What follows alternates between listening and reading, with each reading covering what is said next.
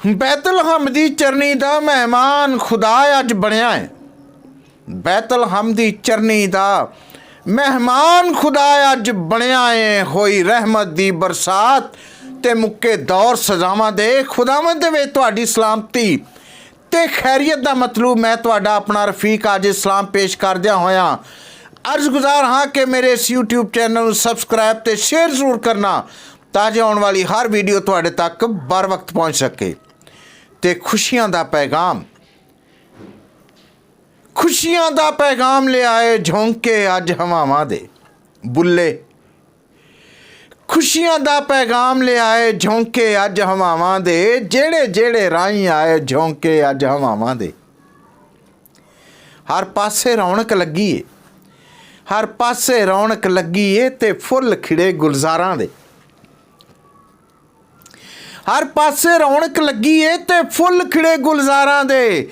खुशबूआं दे नाल भरे ने दामन अज फिजावां दे। खुशियां दा पैगाम ले आए झोंके अज हवावां दे। जीवन दी उदासी मुक्की है, जीवन दी उदासी मुक्की है। ये तारे खबरां देंदे ने।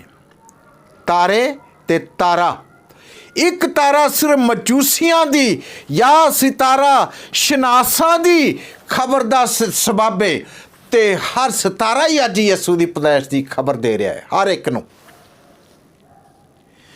जीवन दी उदासी मुक्की है। ये तारे खबरां देंदे ने। डुब्बे बेड़े पार किनारे लगे अज मलावां दे। खुशियां दा पैगाम ले आए झोंके अज हवावां दे। ते बैतलहम दी चरनी दा मेहमान खुदा अज बनया है। बैतलहम दी चरनी दा मेहमान खुदा अज बनया है। होई रहमत दी बरसात ते मुक्के दौर सजावां दे। खुशियां दा पैगाम ले आए झोंके अज हवावां दे। ढोल खुशी दे चारों पासे वजदे ने। ढोल खुशी दे चारों पासे वजदे ने। वेखो ये अंदाज अनोखे लोको अज सनावां दे।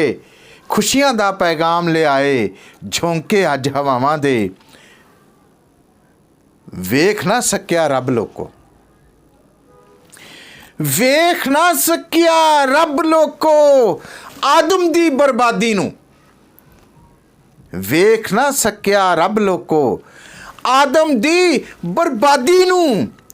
गए मुक रफीक वछोड़े रब ने आन लिया विच बावां दे। गए मुक रफीक वछोड़े रब ने आन लिया विच बावां दे। खुशियां दा पैगाम ले आए झोंके अज हवावां दे।